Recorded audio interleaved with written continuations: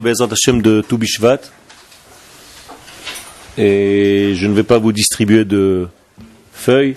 On va essayer de développer un thème qui est sous-jacent à cette fête qui a été mise à jour par les sages de la Kabbalah, parce que tout le système caché à l'intérieur de cette fête, c'est de faire l'union entre le monde spirituel et le monde matériel.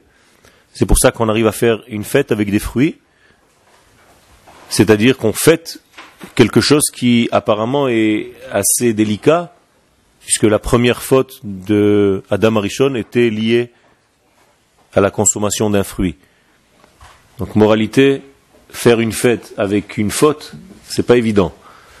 C'est-à-dire qu'on a rendu la première faute fête. Comment est-ce que ça s'est passé ? Apparemment, dans l'histoire, il y a eu une correction de cette faute. C'est-à-dire que la faute a été corrigée, la faute d'Adam Arishon a été corrigée, puisque on revient en fait au Gan Eden, on revient en Eretz Israël, et ce que les sages de la Kabbalah viennent nous enseigner, c'est que la remise à jour de la fête de Tou Bishvat telle qu'on la vit aujourd'hui, c'est-à-dire en mangeant des fruits, en plantant des arbres, en faisant des bénédictions sur les fruits d'Eretz Israël, c'est en fait la correction de toute cette faute qui a commencé par la consommation de l'arbre de la connaissance du bien et du mal. Là-bas donc ça a commencé par une faute qui a abouti à la mort, et là il y a une correction puisqu'on revient au pays de la vie. Eretz Israël s'appelle la terre de la vie. Donc il y a ici un tikkun, on a réparé, c'est pas terminé, c'est un processus de Adam Arishon, la faute de Adam Arishon. Okay. Le but de la vie, c'est de devenir immortel, et donc on va vers ça. J'ai dit que c'était pas terminé, que le processus a commencé mais qu'il n'est pas encore terminé, et c'est exactement ça, c'est-à-dire que la mort n'est pas quelque chose de naturel dans la vie. Tout le monde pense que la mort fait partie de la vie, mais c'est faux. La mort vient après la faute. S'il n'y avait pas de faute, Vachai le'olam, Adam Arishon aurait vécu éternellement. Okay. La suite du processus, c'est ce qu'on est en train de réaliser maintenant, c'est-à-dire le retour du peuple sur sa terre, le dévoilement du Mashiach, la construction du Beth Amikdash, et une élévation qui va se faire au fur et à mesure des années qui vont venir, puisque le Ramchal nous dit qu'il y a un 7e millénaire, un 8e millénaire, un 9e millénaire et un 10e millénaire. Donc on a encore le temps, okay. On a encore 4000 ans de travail. Le passage de les 6000 ans, c'est la création telle qu'on la connaît jusqu'à maintenant. On va rentrer dans un Shabbat du temps, et après il va y avoir une évolution à l'intérieur de ce degré. Ce sont des degrés spirituels qu'il est difficile un petit peu de développer maintenant. Mais toujours est-il qu'on va rentrer dans le Shabbat du temps, ça c'est sûr. Ça c'est la venue messianique. Après, il va y avoir tout un processus qui nous dépasse. On va devenir de plus en plus spirituel, et bien entendu la mort sera annulé de Bila Hamavet la Netzach ou Macha Hashem Dim'am Me'al Kol Panim. Ça veut dire que la mort sera annulée complètement de l'existence.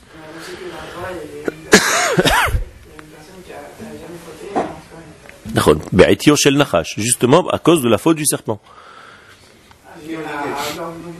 Ça veut dire que voilà, et alors que lorsqu'on va corriger en fait cette faute, d'une manière collective, ça sera fini. Donc même la personne et les personnes, c'est pas une seule, qui ne sont pas mortes dans ce monde, elles sont mortes quand même à cause de la faute du serpent, de Adam Arishon avec le serpent, mais si cette correction avait été faite, il y aurait eu une vie éternelle. Okay. C'est-à-dire ? Donc en fait, on va essayer aujourd'hui de comprendre ce qui se passe, et pour ça, dès qu'on parle de Tou Bishvat, on a l'impression que c'est lié directement aux fruits. Aujourd'hui, je vais essayer un petit peu d'apporter les choses différemment pour voir, pour montrer que à l'intérieur, il se cache encore quelque chose d'autre. Okay. On fait Tou Bishvat pour penser à la faute d'un et pour faire la correction de cette faute. C'est pour ça qu'on consomme des fruits avec l'idée intérieure, la kavana, de corriger la faute du premier homme, c'est-à-dire de consommer d'une manière normale ce qui jusqu'à maintenant était en fait ce qu'on appelait la faute, le chet, donc la déviation, le ratage d'Adam Arishon, Là, on essaye de rattraper en fait cette faute-là. Et toute cette faute-là, c'est le retour vers la terre. Ken. Nachol. Parce que les sages nous ont fixé. Il se passe quelque chose dans la nature. Tout Bishvat, c'est Rosh Hashanah Laïlan. C'est le nouvel an de l'arbre. Et la discussion entre les sages dans la Gemara, quel était le fruit interdit que Adam Rishon a consommé, la plupart d'entre eux disent que c'était le hétrog. Même s'il y a plusieurs versions, beaucoup disent que c'était le hétrog. Et la Braïta nous raconte que Rabbi Akiva est sorti dans son jardin un certain Tou Bishvat et qu'il a cueilli le hétrog pour le consommer. Pourquoi la Gemara, la Mishnah nous raconte cette histoire? Pour nous dire qu'en réalité, Rabbi Akiva vient nous enseigner que la faute est en train d'être corrigée. On peut maintenant toucher le hétrog, on peut maintenant le consommer. C'est clair? Ok. Alors aujourd'hui, je vous propose de rentrer un petit peu en parallèle, quelque part, et on va essayer de comprendre un tout petit peu que représente le fruit. À chaque fois qu'on parle d'un fruit, on parle toujours dans notre idée du fruit de l'arbre. Mais en réalité, le fruit, c'est la conséquence de plein de choses dans la vie. Si quelqu'un fait quelque chose, il a le fruit de ce qu'il a fait. C'est-à-dire la conséquence de ses actes. Alors on va appeler fruit ce qui va sortir de mes actes. À chaque fois que je fais quelque chose, ça va apporter un fruit. Quel est le fruit que ça va apporter? Ça dépend de ce que j'ai fait. Donc n'oubliez pas que le fruit n'est pas seulement ce que vous voyez sur les arbres. Il y a des expressions, même en français. Okay. C'est le fruit de ton travail, par exemple. Ça veut dire que le fruit de ton travail, c'est le résultat que tu as maintenant du travail que tu as fourni avant. Ça veut dire que toute chose dans laquelle on a investi, on s'est investi, on a fait un investissement de soi, on a mis toute la force. À la fin, il y a, par un travail sérieux, une récolte des fruits de tout ce que tu auras semé. Par exemple, si vous étudiez sérieusement maintenant, pendant ces années où vous êtes ici au Machon, quand vous allez sortir d'ici, vous allez avoir les fruits de votre étude. Et bien entendu, les fruits seront différents selon votre niveau d'étude. C'est-à-dire, les gens qui ont pris l'étude comme une rigolade, eh bien, ils auront des fruits qui sont un petit peu à la même image que leur rigolade. Des fruits en plastique. Et les gens qui ont investi, qui se sont véritablement investis dans l'étude, auront de vrais fruits et vont pouvoir les donner à leurs enfants. C'est ça le plus important. C'est qu'est-ce que tu vas faire passer après aux générations d'après. C'est-à-dire, tu es sur le point de te marier, vous êtes à un âge où l'avenir est devant vous, et l'avenir c'est des enfants. Et les enfants viennent vite, ça va très vite, ça court. Et une fois que tu es dans le processus, qu'est-ce que tu vas leur apporter? Où est la Torah? Donc l'investissement que tu es en train de faire, c'est les fruits que tu vas récolter après. Et donc les fruits, c'est la fin du processus, et on va voir d'après les fruits, si tout ce que tu as fait avant, c'était bien, puisque les fruits sont le résultat. Le monde dans lequel nous sommes, il est complètement sous l'emprise du temps. C'est-à-dire que quand Akadosh Baruch Hu a créé ce monde, en fait, il a créé le temps. On a déjà plusieurs fois parlé de ce système. Nous sommes dans un degré de temps, dans un monde de temps, dans des notions de temps. On a un cours qui commence à midi, qui s'arrête à 1h. On est complètement au rythme du temps. Ça veut dire quoi? Ça veut dire que les sages sont obligés de nous donner des signes au niveau du temps, puisque nous sommes dans un monde où il y a le temps qui domine. Alors dans le temps, nous allons avoir des points de rencontre avec des systèmes qui arrivent dans ce temps. C'est-à-dire que chaque jour qui va passer, les Chachamim vont nous donner un point précis dans l'année, la Torah va nous donner des points précis dans l'année, ça s'appelle des fêtes, dans lesquelles il se passe quelque chose un petit peu plus que les jours classiques. C'est simple, c'est comme ça qu'on considère les fêtes. C'est des points de rencontre, comment on appelle une fête en hébreu? Mo'ed. Qu'est-ce que c'est Mo'ed en hébreu? Traduction, rencontre. Quel Mo'ed? C'est se rencontrer. Oel Mo'ed, la tente de la rencontre, avec Akadosh Baruch Hu. Ça veut dire que nous avons des rencontres avec Akadosh Baruch Hu à chaque fois qu'il y a une fête. La semaine prochaine, il y a Tou Bishvat. Eh bien, c'est un jour de rencontre spécial qui s'appelle Tou Bishvat avec Akadosh Baruch Hu. Comment on fait une fête 5 ans? Ma? Comment on fait une fête 5 ans? Comment on peut voir? temps. S'il n'y a pas le temps, on ne peut pas. C'est-à-dire, comment on va faire plus tard? Alors justement, les fêtes, c'est pour ça que l'une des svarot de nos sages, c'est que les fêtes vont être annulées. Pas toutes. Alors, et on va faire l'idée de la fête. On va comprendre le secret de la fête, sans peut-être l'appliquer. Encore une fois, je te parle de choses que je ne sais pas, parce que tout ce qui est de l'ordre du messianisme d'Israël, comment ça va se faire, personne ne sait comment ça va se faire. Le Rambam le dit clairement, Kol advarim ha'ele lo neda ech ihiyu ad she'iyu. Personne ne sait exactement comment les choses vont se réaliser réellement ici, tant qu'elles ne sont pas encore réalisées. Donc, tu as raison, c'est une bonne question. Si le temps un jour arrive à disparaître, comment on va fixer les choses, comment on va faire les fêtes? Alors apparemment, on va monter à un niveau qui dépasse le temps et on va faire l'idée de ces choses-là. C'est vrai?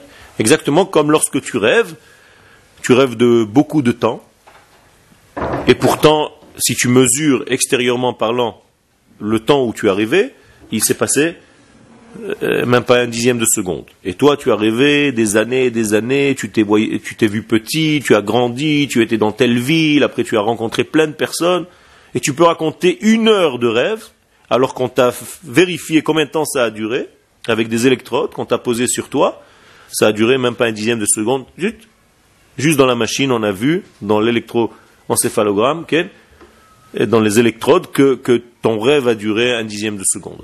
Alors encore une fois, on voit qu'il y a des domaines où le temps n'existe pas. Si je vous demande maintenant de fermer les yeux et de vous imaginer à Tzfat, vous y êtes déjà. Vous comprenez? Ça veut dire que le temps n'existe pas dans des degrés de pensée. D'accord? Alors comment est-ce que les sages, puisque nous sommes encore dans le temps, vont nous donner le secret de ce qui se passe pendant les fêtes? Là, par exemple, on parle de Tu Bishvat. Qu'est-ce qui se passe à Tu Bishvat? Eh bien, c'est très simple. Les sages vont utiliser ce que les gens ne savent pas, mais qui est en fait aussi une base du judaïsme, c'est-à-dire l'astrologie.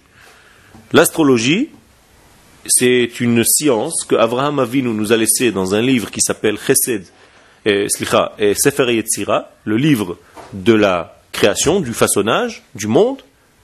Et Avraham Avinu nous a laissé beaucoup de secrets au sujet de tous les temps, avec les signes, avec toutes les astres et tout ce qui se passe dans le ciel. Quel?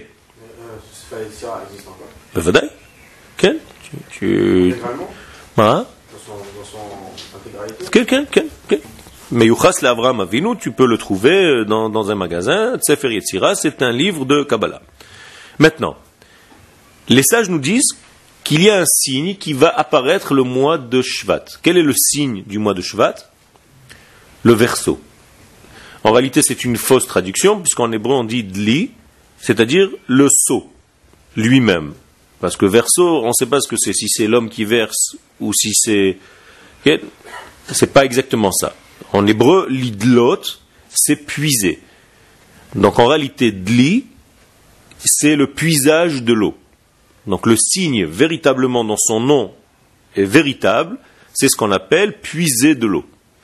Donc c'est le signe du mois de Shvat où on doit puiser de l'eau. Ça c'est une information que les sages nous donnent. Pourquoi nous donnent-ils cette information? Tout simplement, il y a ici quelque chose de secret. Si je dois puiser de l'eau, d'où est-ce qu'on puise de l'eau? On doit faire un trou dans la terre. Ça veut dire, je vais une couche un petit peu plus profondément, au fond de la matière, il y a de l'eau. Or, l'eau a été comparée à la Torah. En ma'im et la Torah. Ça veut dire que le mois de Shvat, j'ai une capacité à aller dans les profondeurs de la matière pour chercher la Torah. Je traduis un tout petit peu plus simplement encore. Ça veut dire que le mois de Shvat, je peux trouver la Torah dans la matière. Je peux trouver la Torah dans les fruits. Je peux trouver la Torah dans la nature. Et c'est exactement la fête de Tu Bishvat. C'est trouver la lumière d'Akadosh Baruch Hu dans les fruits, dans la nature. Donc les sages nous ont donné une information qui est très importante, c'est-à-dire qu'ils nous émettent une émission qui nous dit « Va chercher pendant ce mois dans la matière, ne te sauve pas de la matière. Dans la matière, tu vas trouver l'information importante de la divinité. » Quand est-ce qu'on s'est sauvé de la matière? Quand est-ce qu'on a mis de côté la matière? Parce qu'on n'arrivait pas à s'en occuper. À la sortie d'Égypte, déjà. Qu'est-ce que c'est la sortie d'Égypte? On a frappé la matière. Nahon, Dam, Sfardea, Kinim, toutes les plaies d'Égypte ont frappé en fait toutes les sortes de formes de la matière, la terre, l'eau, le ciel. C'est-à-dire, tu nous gênes, la matière gênée, pour dévoiler Akadosh Baruch Hu. À la fin des temps, c'est-à-dire dans l'époque où nous vivons, la Géoula ne se fera plus de cette manière-là, nous disent les Chachamim, elle va respecter la nature. C'est-à-dire, on ne devra pas pousser la nature, la bousculer, pour faire la Géoula. Akadosh Baruch Hu va faire la Géoula en s'habillant dans la nature. C'est une grosse marmoquette, je sais pas, je sais plus en fait, c'est une grosse marmoquette si on doit faire la droite à travers la matérialité ou pas. Okay. Qu'est-ce que ça veut dire à travers la matérialité ou pas? Servir de la matérialité pour Okay. Alors toute la chassidoute et les kabbalistes et les chassidim, donc c'est la même tendance, disent qu'en réalité le degré même qu'Akadosh Baruch Hu a voulu pour créer le monde, c'est de résider dans le monde de la matière.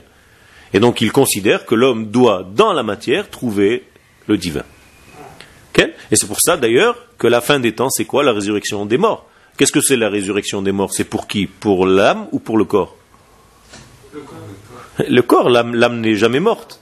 Donc en réalité, l'âme revient dans le corps, et donc va bénéficier, ce corps-là va bénéficier aussi de la lumière. Donc la matière a une importance. Et c'est pourquoi les deux fêtes qui vont rester à la fin des temps, c'est Hanouka et Purim. Pourquoi? Est-ce que là-bas les miracles étaient en dehors de la nature ou dans la nature? Dans la nature. Donc vous comprenez pourquoi les sages nous disent que Hanouka et Purim, ce sont les fêtes qui vont rester. Pourquoi? Ils viennent nous donner une allusion. Slicha? Non seulement ça, mais au contraire, tu aurais dû dire si c'est des Chachamim, ça doit sauter en premier. Ce qui est dans la Torah est beaucoup plus fort. Mais les Chachamim viennent nous donner ici un message très clair. Méfiez-vous, la dernière délivrance ne sera pas une délivrance miraculeuse en dehors de la nature, mais elle va s'habiller, Dieu va s'habiller dans la nature, et donc tu risques de ne pas le voir. Comprenez? Nachon. Il y a des gens qui ne voient rien à Purim.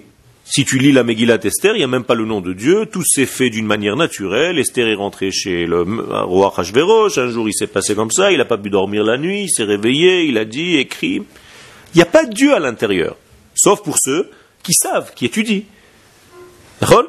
C'est la même chose,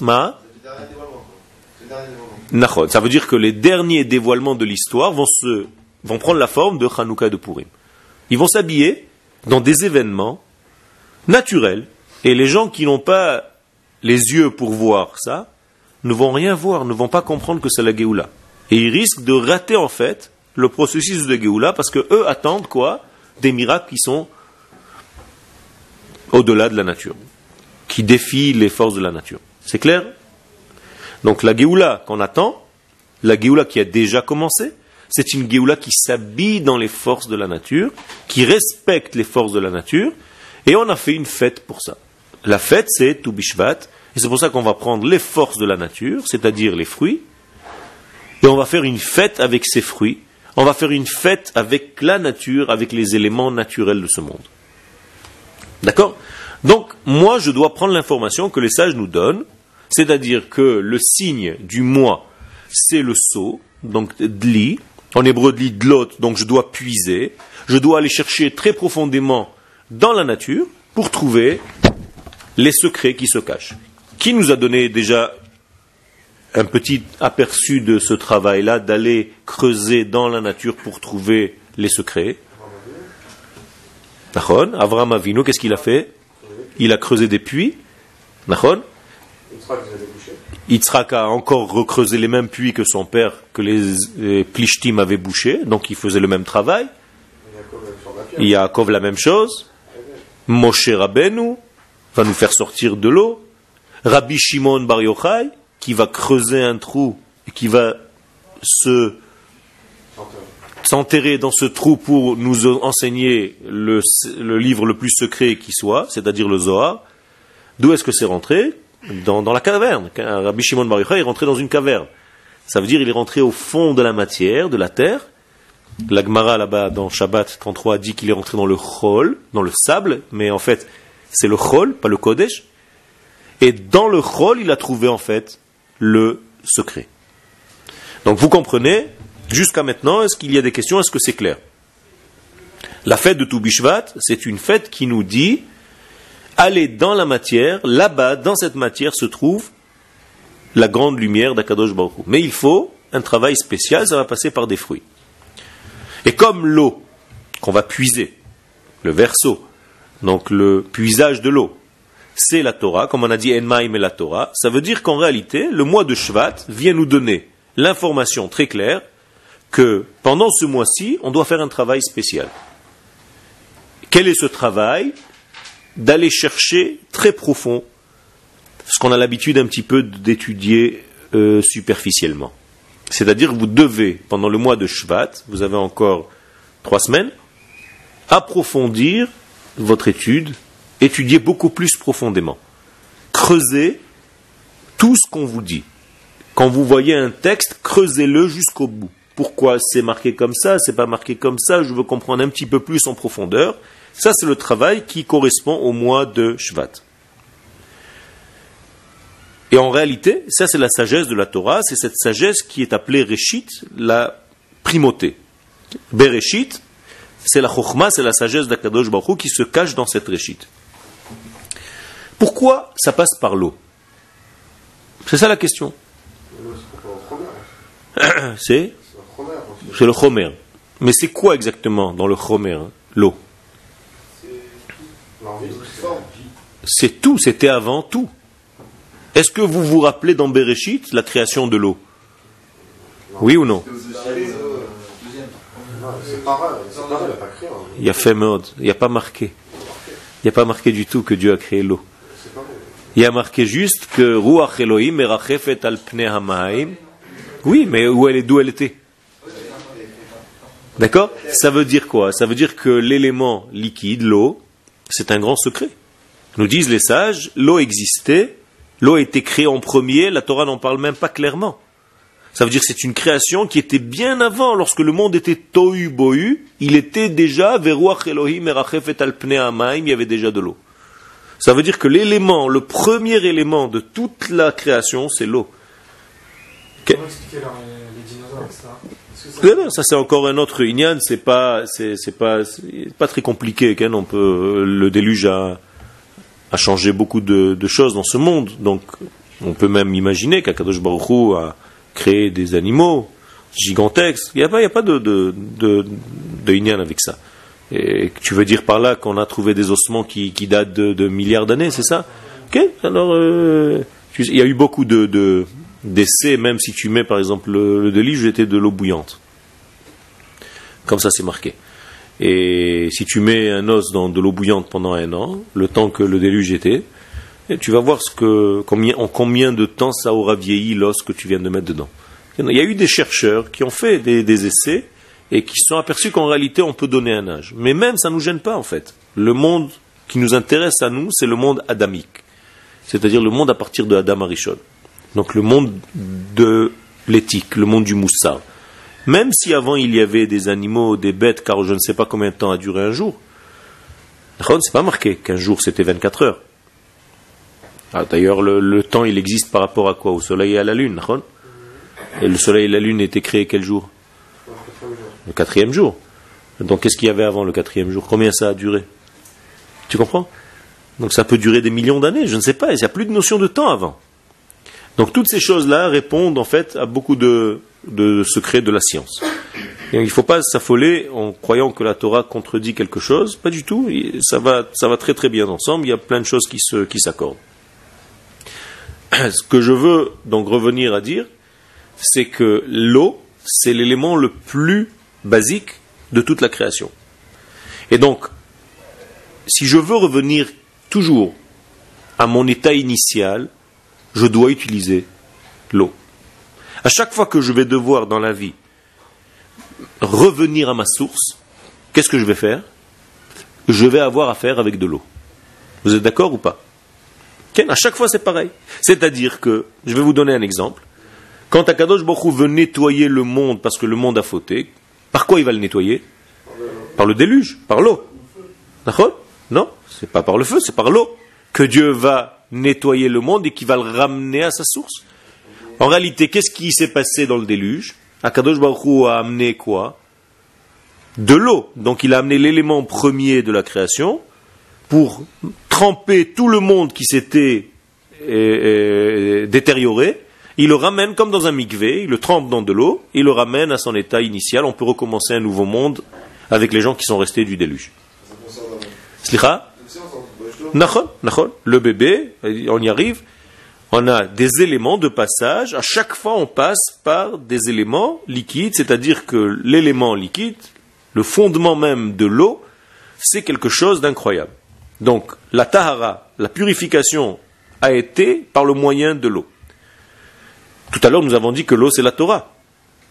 Ça veut dire que quand tu veux revenir à ta source, qu'est-ce que tu dois faire? Tu dois plonger dans l'eau. Donc, si tu plonges dans l'eau, tu dois plonger dans la Torah. Quand tu plonges dans la Torah, tu plonges dans l'étude, là, tu peux en réalité réparer toutes tes fautes. Et donc, à chaque fois qu'Akadosh Baruch Hu veut descendre dans ce monde, il veut nous amener de l'eau. Mais si on n'arrive pas à la recevoir, cette eau, alors ça va devenir un déluge. Et si on arrive à recevoir cette eau, ça va devenir la Torah. C'est tout simplement. Ça veut dire que tout ce qui descend passe par l'élément liquide. Et c'est pour ça qu'il y a marqué, dans Bereshit, je vous rappelle, et on conclut, Veruach Elohim merachefet al pnei hamayim, le souffle de Dieu. Qu'est-ce que c'est le souffle de Dieu? Sa Torah, donc son ruach. Merachefet, elle plane sur l'eau, c'est-à-dire que la Torah, elle est obligée d'avoir l'élément eau pour se réaliser dans ce monde. Ok? Quand Akadosh Baruch Hu descend dans ce monde et il se dévoile, c'est la Géoula. On est d'accord? Le dévoilement d'Akadosh Baruch Hu dans le monde de la matière, c'est la Géoula. Le premier libérateur d'Israël, Moshe Rabbeinu, il est appelé au nom de quoi? Et qui c'est d'abord le premier libérateur d'Israël, de l'histoire? Nous, c'est la paracha de cette semaine. Moshe. Nachon, c'est lui le Mashiach de l'Égypte. Nachon, d'où il est sorti Moshe? De l'eau. Ki min hamay meshiti, ou le nom Moshe vient de l'eau. Ça veut dire qu'Akadosh Baruch Hu va utiliser un homme eau, un homme qui a un degré d'eau, pour sortir Am Israël d'Égypte. C'est bizarre, non? Ça veut dire quoi? Ça veut dire que le sage qui est capable de sauver le peuple d'Israël, qu'on appelle le Mashiach, il est lié à l'élément liquide. Et c'est pour ça qu'il est dit à Moshe Rabbeinu, Akadosh Baruch Hu lui dit, Im en ata goalam, en acher goalam. Si c'est pas toi qui les sauveras, personne d'autre ne le fera. Ça veut dire, toi, Moshe Rabbeinu, étant donné que tu es de cet élément liquide obligatoire, si c'est pas toi qui sauves Am Israël, on ne peut pas les sauver. Donc la Géoula dépend de quoi? De Ata. De ce degré que tu représentes, c'est-à-dire la sagesse, donc la Torah, donc l'eau. Ça, c'est un grand secret. Et cette eau, elle a une capacité. Quand on rentre dans l'eau, on revient vers l'unité. Vers la naissance. Donc, la forme que tu prends, la position que tu as dans l'eau du mikvé ressemble à quoi? Au fœtus dans le ventre de sa mère. On est d'accord? Quand on se plie, on se baisse, on lève les jambes, donc on est flottant comme un bébé dans la poche, à l'intérieur du ventre de la maman. Pourquoi on fait ça? Pour revenir à l'unité, c'est-à-dire que tu te purifies, tu reviens à ta source pour ressortir du mikvé, en fait, quelqu'un d'autre. Moralité, à chaque fois que tu rentres dans le mikvé et tu ressors du mikvé, celui qui est rentré et celui qui est sorti, c'est pas les mêmes. C'est très important le mikvé. À tel point que les sages nous disent que l'eau, c'est pas un élément où on peut vivre.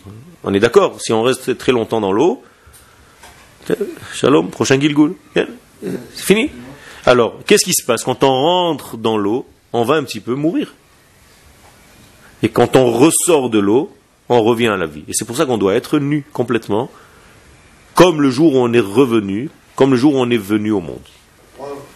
Ouais, si on reste plongé dans l'eau, on meurt. Si on est plongé dans... Parce que il y a des éléments où il faut les mesures des choses. Même dans la Torah, il faut des mesures. Même dans l'eau, il faut un système qui te permette de vivre. Il y a marqué dans la Torah que si un homme ne sait pas étudier la Torah comme il faut, qu'est-ce que cette Torah devient pour lui? Un poison. La Torah elle-même peut devenir un poison pour quelqu'un. Est-ce que c'est possible? Une chose pareille. On a déjà vu une Torah qui devient un poison. C'est pas moi qui le dis, c'est les sages. Lo zacha na'aset lo sam hamavet. S'il n'a pas d'approche normale à la Torah, ça devient un poison pour lui. Zacha, s'il sait exactement comment appréhender la Torah parce qu'il a des maîtres qui savent le diriger, na'aset lo sam chaim, ça devient un élixir de vie, ça devient de la vie. Donc l'eau, il va falloir faire attention. Comment je rentre dans l'eau sans me noyer? C'est vrai? D'ailleurs, quelle est la racine du mot mikvé? Tikva, c'est-à-dire espoir. Mais d'où vient le mot tikva?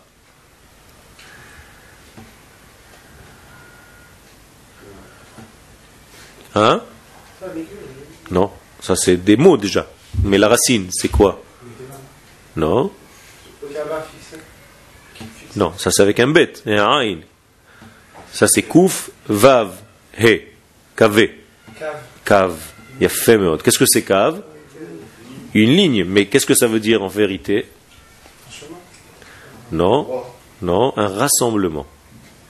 Est-ce que vous vous rappelez le texte dans Bereshit qui dit que les eaux se rassemblent à un seul endroit pour que la terre apparaisse? Lorsqu'Akadosh Baruch Hu crée le monde, il dit un mot. Yikavu hamaim mitachat la shamaim el makom echad veterae hayabasha. Que les eaux se rassemblent. Donc moralité, traduction du mot mikvé, c'est rassemblement. Alors qui se rassemble dans le mikvé? La neshama et le corps, toi avec toi-même. Ça veut dire que tu deviens un, tu deviens solide, tu deviens quelqu'un de fort dans le mikvé. Exactement, tu sors de la séparation, tu reviens vers l'unité. Tu comprends en réalité ton identité. Et ça c'est très très fort. C'est pour ça qu'avant Shabbat, au moins les sages nous disent, va au mikvé, au moins une fois par semaine, pour sentir que tu rentres en fait dans un monde unitaire, dans un monde d'unité. Et pour ça il faut que tu ailles au mikvé, ça te nettoie complètement de cette dispersion. Tu es moins explosé, tu es moins éparpillé, tu es beaucoup plus dans l'unité. Ça c'est la force du mikvé. Et d'ailleurs, c'est de là que vient Odlo Avda Tikvatenu. La tikva ne vient pas de l'espoir seulement et de l'espérance, mais du rassemblement. C'est-à-dire, la tikva, c'est rassembler les éléments éparpillés. Là, on parle clairement, c'est-à-dire le retour des Juifs sur leur terre. Le mikvé est une mitzvah pour les femmes. Okay? Pour les hommes, c'est un acte de purification. Parce que l'homme a un autre degré. Toujours est-il que les sages dans la chassidoute disent que sans le mikvé, on ne peut pas atteindre un niveau d'étude supérieur dans la Torah. C'est-à-dire, plus tu es proche du mikvé et de l'eau, c'est pour ça que vous avez des chassidim, tous les matins, très tôt, ils vont au mikvé avant de commencer leur journée. Ça leur ouvre complètement les portes. Il y a beaucoup de secrets dans le mikvé, qui sont écrits dans les livres de secrets, où véritablement, quand on commence à étudier ça, on se dit, il vaut mieux que j'ai un mikvé à côté de la maison. Et tu commences à fréquenter le mikvé, et tu te rassembles en fait, et tu commences à retrouver ton unité. Et la mer, c'est la même valeur? Oui, la mer c'est le vrai mikvé. D'accord? C'est le véritable mikvé. Le seul problème c'est que c'est un petit peu difficile quoi d'aller, si tu pouvais aller à la mer sans avoir froid et tout ça, et sans te démoraliser au bout de quelques jours, c'est bien, c'est un super mikvé.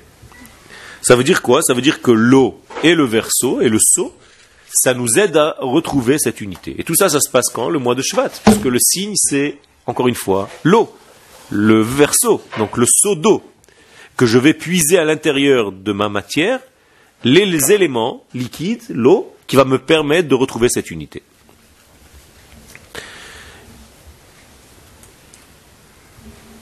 Le mois de Shvat, encore une information, la Torah qui devra donc être étudiée, elle a une nouvelle forme. Quelle est la Torah qui est étudiée le mois de Shvat? La Torah d'Eretz Israël. La Torah de la terre.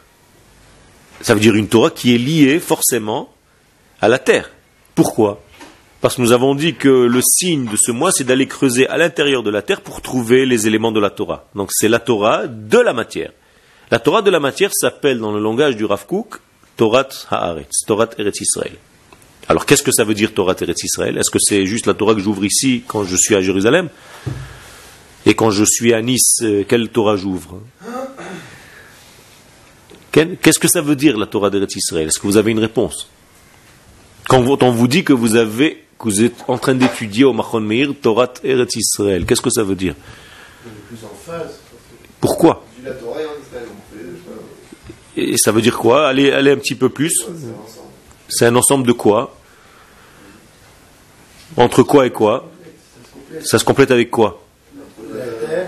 Il y a Femeo, tout simplement. Donc vous le dites très bien. Ça veut dire Torah Ta'aret, c'est pas seulement une Torah au niveau de l'esprit. C'est pas que j'ouvre une page de Gemara et que je lis dans mon livre. Mais j'arrive à rassembler, comme les os, la Torah que j'étudie dans le spirituel avec ma vie. Quelle est la fête qui fait ça? Tou Bishvat. Ça veut dire que qu'est-ce que je vais faire pendant cette fête de Tou Bishvat? On va manger des fruits. Et qu'est-ce que je fais en mangeant des fruits? De la terre. C'est-à-dire je réalise en fait la Torah d'Eretz Israël. Je comprends que la Torah d'Eretz Israël n'est pas seulement un texte écrit sur des livres, mais c'est aussi en apparence de fruits. Vous comprenez comment c'est différent? Ça veut dire que si vous comprenez le secret de Tou Bishvat, vous allez au marché de Jérusalem et vous voyez en fait du Kodesh dans tous les pérotes, dans tous les fruits que vous allez voir sur les marchés. Ça, c'est le secret des grands sages. Les grands sages d'Israël allaient voir des choses très simples. Ils allaient au marché. Jusqu'à aujourd'hui, il y a des gens très cachés comme ça, qui vont au marché, qui regardent les fruits de la terre et qui bénissent Akadosh Baruch Hu. Ça, c'est la Torah habillée dans des fruits. C'est quelque chose d'énorme. Je ne sais pas si vous comprenez le message. Il y a une... C'est dans tous les fruits aussi. Nachon, parce que c'est des choses qui descendent dans la terre. Mais la terre d'Israël a été gratifiée de certains d'entre eux, beaucoup plus que d'autres.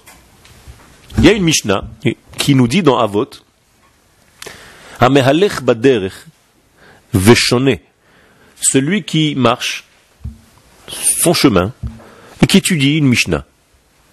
Veposek mi Mishnato, il arrête d'étudier. Pourquoi? Parce qu'il a levé les yeux de son livre et il a vu un bel arbre. Et il dit, Mana'e ilan ze, combien il est beau cet arbre. Mana'e nir ze, combien il est beau ce nir, de deux formes d'arbre.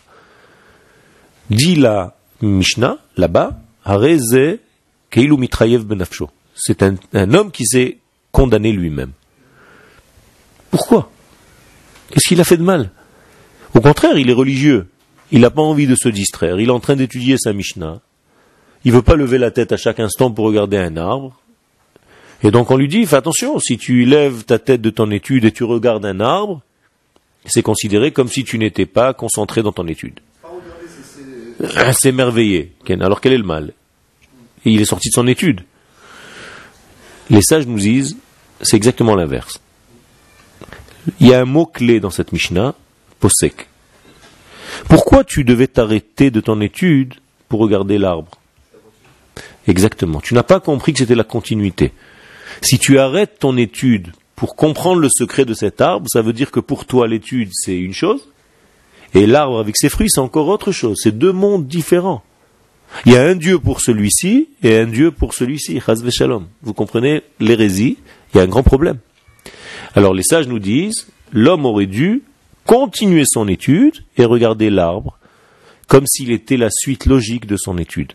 C'est exactement ce qu'on est en train de dire concernant Tou Bishvat. Si tu arrives à considérer que les fruits d'Eretz Israël sont une suite logique de ton étude, si tu comprends qu'en réalité, lorsque tu étudies la Torah d'Eretz Israël, les fruits de la terre vont donner encore plus de fruits, ça va se multiplier encore plus, des fruits vont être encore plus beaux, comme dit Rashi dans la Gemara de Sanhedrin, tu n'as pas de fin des temps aussi clair que cela, que la terre d'Israël va donner de beaux fruits. Alors là, tu comprends qu'en réalité, ton étude ne s'est pas arrêtée à une connaissance. Tu as étudié une belle page de Gemara et tu es très heureux. Mais cette page de Gemara, elle a donné à des fruits, à des arbres d'Eretz Israël, la force de donner encore plus de fruits aux habitants de la terre. Est-ce que vous comprenez ce que ça veut dire la Torah d'Eretz Israël? C'est une Torah qui est complètement spirituelle, mais elle descend dans le monde de la matière, elle s'habille dans le monde de la matière et elle dévoile le divin à travers la matière. Moralité, si véritablement tu as un signe qui réalise la venue messianique, c'est quoi? Le signe de la venue messianique, c'est quoi? les beaux fruits, c'est tout. C'est ce que dit la Gemara. C'est pourtant bizarre. On aurait dû peut-être dire de belles yeshivot, beaucoup d'étudiants, beaucoup de talmidei chachamim, beaucoup de kippot dans les rues. Ok? Hein? Alors, il y a marqué, Vatem, Hare Israël, vous les montagnes d'Israël. C'est un verset dans le sens le plus simple qui soit. Vous allez donner de beaux arbres, de beaux fruits, parce que mon peuple est en train de revenir et qui car vous l'avez. Tu n'as pas plus simple que c'est une traduction simple. Quand le peuple d'Israël est en train de revenir sur sa terre, la terre va commencer à refleurir. Et elle va commencer à donner alors qu'elle s'était asséchée pendant 2000 ans où le peuple n'était pas là. Même si on l'a labouré, même si on l'a creusé, même si on faisait quoi que ce soit, pendant 2000 ans, il n'y avait rien ici. Ok, mais c'est aussi, tu ne peux pas sauver.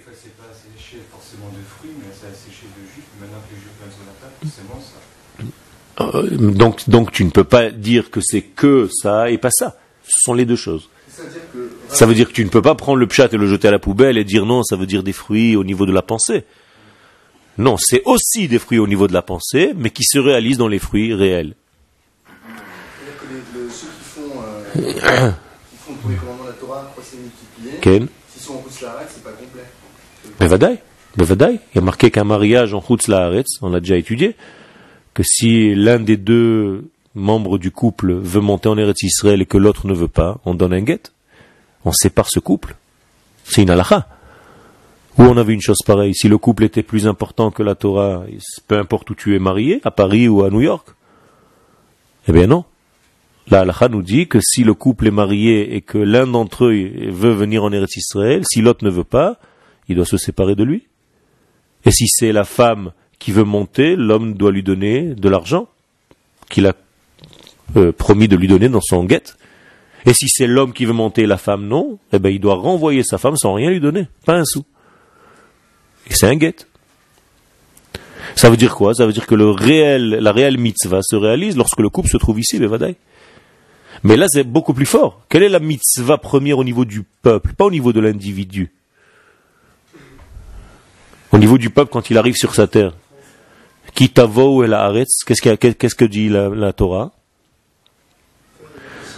Unetatem kol etz ma'achal, vous allez planter des arbres fruitiers.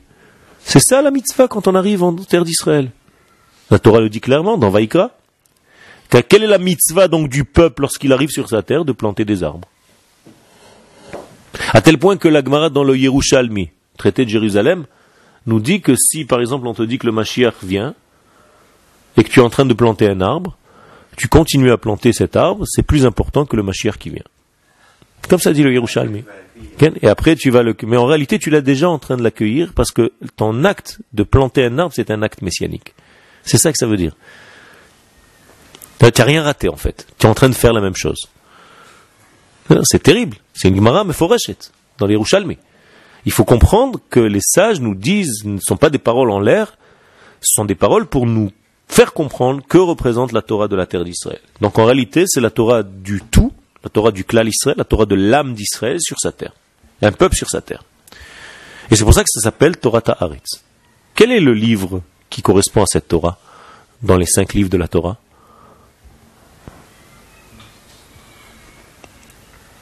La Torah de la terre d'Israël, c'est lequel des livres? Bereshit, Shemot, Vaikra, Bamidbar ou Dvarim?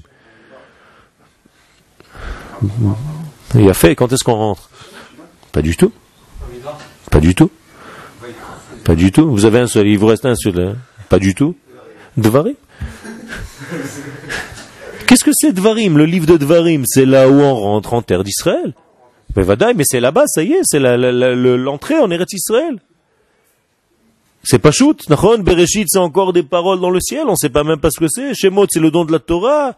Vaikra, c'est encore le désert. Bamidbar, c'est le désert. La traduction simple. Dvarim, c'est les choses concrètes. Dvarim, davar. Quand est-ce que tu concrétises toute ta Torah? Pendant le livre de Dvarim, c'est-à-dire le 5e livre de la Torah. Donc c'est la Torah d'Eretz Israël. Quand est-ce que Moshe Rabbeinu a commencé à dire le livre de Dvarim? Hein? Combien? 36 jours avant de mourir. Quand est-ce qu'il est mort? 7 Adar. Enlève 36 jours. Il écrit en 36 jours. Premier du mois de Shvat.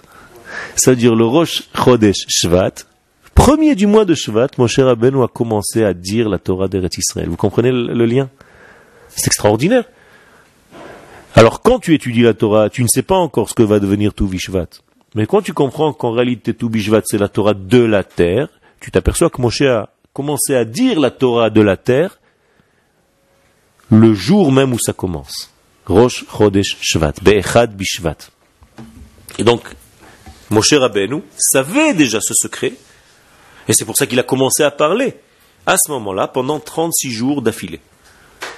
Jusqu'à cet Hadar, le jour de sa disparition. C'est vrai? D'ailleurs, comme nous sommes très liés maintenant à tous ces degrés on va sortir de Shvat, quand on rentre dans Hadar, quel est le signe astrologique, puisqu'on est déjà en train de parler des signes? Le poisson. Donc c'est naturel, on est sorti de l'eau en fait, on a commencé avec l'eau de Shvat, on continue avec le poisson. C'est-à-dire? Et comment s'appellent les sages d'Israël? Les poissons. Nunei Hayam, les poissons de la mer. Pourquoi? Parce qu'ils nagent dans l'océan de la sagesse. Vous comprenez? Tout est lié complètement. Ça, c'est la Torah d'Eretz Israël. C'est une Torah qui, en fait, nous rentre dans des degrés plus profonds et qui nous explique comment on fait les liens entre les mondes. Pas une Torah qui est déconnectée, pas une Torah céleste, mais une Torah qui sait s'habiller dans le monde de la matière. Mais à la base, l'astrologie, c'est pas plus de... Mais Vadaï, c'est ce que j'ai dit avant de commencer à parler. C'est que oui. Okay? C'est pas une question de juif ou pas de juif, c'est une réalité. Okay? C'est là. Seulement, comment on considère ces choses-là? Est-ce qu'on est soumis à ces astres ou pas? Est-ce qu'on les prend comme utilisation? Ça, c'est un autre degré. Ça, tu as raison. Donc, la Torah, la Gemara nous dit dans le traité de Shabbat 75. Okay? Ezeu Omer Kihi Chochmatrem ou Binatrem Le'ene Kol Ha'amim. Quelle est votre supériorité au-dessus des autres peuples? Et Ve Omer, tu dois dire, celui qui sait combiner les astres, les tkufot et les mazalot. Ça veut dire quoi? Ça veut dire qu'il a une sagesse, il n'est pas soumis à ces astres, parce que en mazal Israël, mais si Israël est au-dessus du masal, il peut utiliser les forces de ce monde pour faire les choses au moment voulu. C'est pour ça qu'Abraham Avinu nous a laissé ce secret. Pas Madame Soleil, d'aujourd'hui. C'est quoi vous basez pour dire que le verso c'est un signe d'eau? Je n'ai pas compris. Que le verso... Un signe d'eau. J'ai pas dit que c'était un signe d'eau. J'ai dit que c'était un signe qui montre le seau qui est là pour puiser l'eau du puits. D'accord? C'est tout ce que j'ai dit. Pourquoi le signe, c'est pas un cheval? Non. Verso, c'est un homme avec une jarre qui verse. Okay? Donc c'est de l'eau. Mais en réalité, c'est pour ça que j'ai dit la vraie traduction, c'est le seau lui-même avec lequel on va sortir l'eau du puits. Okay? Donc il va falloir creuser et aller chercher l'eau très profondément. Encore une fois, je répète, pour ceux qui n'ont pas compris, on ne peut pas, le mois de Shvat, prendre l'eau qui est à la surface. Ça veut dire, va chercher une eau plus profondément dans la terre. Ne me rapporte pas encore des petites histoires que tu as étudiées jusqu'à maintenant. Creuse un petit peu ce mois-ci. Va chercher une Torah plus profonde. Fais un effort. Maintenant, c'est ça que ça veut dire. Ok? Il y a un autre... Maintenant, qui est-ce qui a dit le livre de Dvarim? Moshe, d'accord? Est-ce que Moshe a parlé de lui-même ou c'est Akadosh Baruch Hu qui parle? Non. C'est Moshe qui parle? C'est Akadosh Baruch Hu qui parle à travers la gorge de Moshe Rabbeinu. Comme dit le Ramban, Medaber belashon nocheach, c'est-à-dire il parle tellement comme si c'était lui Dieu. Venatati metar arzechem. Je vais donner de l'eau pour la terre. Est-ce que Moshe il peut dire une chose pareille? En fait, c'est Dieu qui parle à travers Moshe. Ça veut dire que, en réalité, c'est un prophète qui prophétise pendant 36 jours maintenant. Toute la parole de Moshe Rabbeinu dans le livre de Dvarim, c'est une autre Torah. Une Torah qui dépasse complètement les autres degrés de la Torah. Vous vous rappelez d'une règle de nos sages? Quand il y a un vav au début de quelque chose, qu'est-ce que ça veut dire? C'est la continuité. Mais s'il n'y a pas de vav, possel et tarishonim. C'est comme si on annulait ce qu'il y avait avant. Comment commence le livre de Dvarim? Ele Hadvarim, pas Ve'ele. Et les sages nous disent que toute la Torah d'avant le livre de Dvarim, c'est encore autre chose, c'est un autre degré Bichlal. Ele Hadvarim, Passal et Tarishonim, c'est comme si on avait annulé les premiers, Bereshit, Shmot, Vaikra et Bamidbar, et on commence un nouveau livre, un autre degré, quelque chose qui nous dépasse complètement, et qui en réalité représente ce qu'on est en train de dire maintenant, la Torah de la terre. Compris? C'est quelque chose de très très puissant. Ça veut dire qu'en fait, dans ce livre de Dvarim, on peut réunifier les mondes. On va conclure. Akadosh Baruch Hu a une sagesse. Et cette sagesse, elle n'est pas une sagesse qui plane en l'air. C'est pas des ouh et des souffles. C'est une sagesse qui agit. Quand Akadosh Baruch Hu fait quelque chose, il le fait avec sa sagesse. Kulam bechokhma asita. Ça veut dire qu'Akadosh Baruch Hu, il a une sagesse qui fait. Une sagesse qui arrive à faire les choses, à faire bouger des choses. Et c'est pour ça que cette sagesse, en fait, c'est la Torah d'Eretz Israël. C'est pas une sagesse qui reste dans un livre. Tu ne deviens pas un bon Talmid Yeshiva seulement au niveau de ta cervelle quand tu es dans un stand et tu te remues pendant 3 heures et après tu sors de là-bas sans rien. La Torah d'Eretz Israël, tu peux te remuer, il n'y a pas de problème. Mais cette Torah, elle va descendre au niveau de ta vie. Jusqu'aux fruits, jusqu'aux légumes, la Kedusha, elle va s'habiller dans tout le monde matériel. Okay? Et ça, ce sont des degrés très, très, très profonds du mois de Shvat. C'est-à-dire que c'est la lumière de la sagesse divine qui agit dans ce monde. Et c'est la Torah orale. Dont la base, Ken, c'est le livre de Dvarim. Puisque le livre de Dvarim, c'est considéré par rapport au reste de la Torah comme le début de la Torah orale. Donc la Torah qui rentre en Eretz Israël. Donc une nouvelle Torah, quelque chose qui nous fait sortir. Quand on est sorti d'Égypte, donc il fallait passer par un élément liquide. Comme on a dit tout à l'heure. Donc on a traversé la mer, Shirat Hayam, la paracha de cette semaine. Donc on est obligé de passer par un mikvé, parce qu'on est sorti d'Égypte. On passe par le mikvé qui s'appelle la mer Ma. Slicha? On n'était pas dedans. De Vadaï qu'on était dedans. C'est-à-dire, tu es en plein milieu dedans sans que l'eau te noie. C'est ça le secret. Sans que l'eau te tue. Donc tu marches, voyez, Betoch Hayam Bayabasha, ce sont des termes de la Torah elle-même.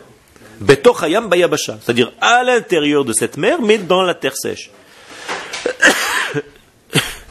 Va'amaim lahem choma miminam u mismolam. Et pour eux, l'eau était à droite et à gauche comme une muraille. Ça veut dire qu'ils étaient dans une protection.